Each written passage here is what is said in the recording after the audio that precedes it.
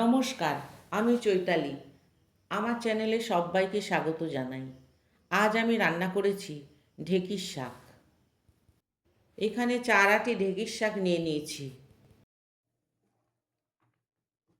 প্রথমে ঢেঁকির শাকগুলো বেছে নিতে হবে, কারণ ঢেঁকির শাকের মাথায় অনেক বড় বড় পোকা থাকে। তাই প্রত্যেকটা শাকের মাথা আমি দেখে নিচ্ছি পোকা আছে কিনা। না, শাকে কোনো পোকা নেই।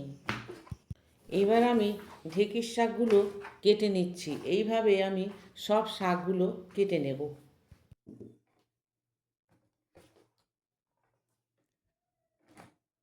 আমি শাকগুলো কেটে ভালো করে ধুয়ে নিয়েছি। বেগুন দিয়ে শাক রান্না করব, তাই 2টো মিডিয়াম সাইজের বেগুন ছোট ছোট করে কেটে নিয়েছি। এখন কড়াইতে সর্ষের তেল দিয়ে দিচ্ছি। একটা শুকনো লাল লঙ্কা ও হাফ চা চামচ কালো জিরে দিয়ে দিলাম। ফোড়ন থেকে সুন্দর গন্ধ বেরিয়েছে।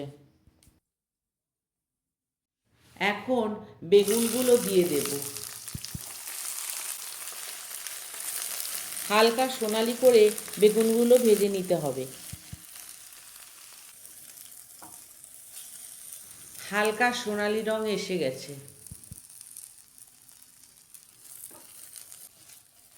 বেগুনগুলো হালকা সোনালি করে ভাজা হয়ে গেছে। এবার ঢেঁকির শাকগুলো দিয়ে দিচ্ছি।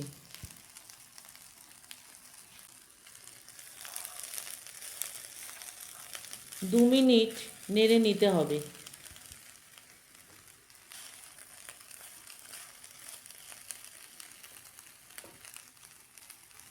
দু মিনিট পর সামান্য হলুদ গুঁড়ো, স্বাদ অনুযায়ী নুন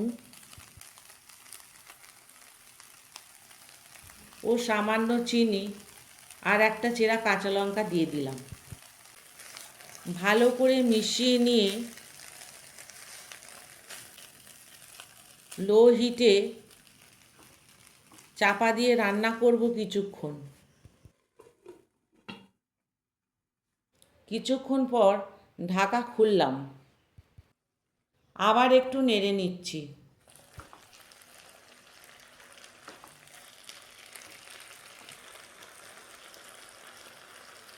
শাকটা নরম হয়ে গেছে।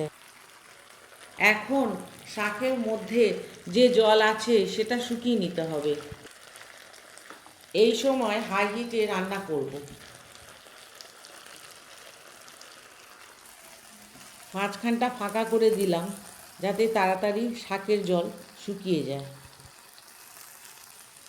দেখুন জলটাও শুকিয়ে গেছে।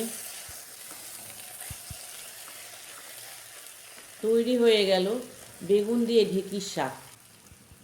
এই ভিডিওটি কেমন লাগলো আমায় কমেন্টে জানাবেন। ধন্যবাদ।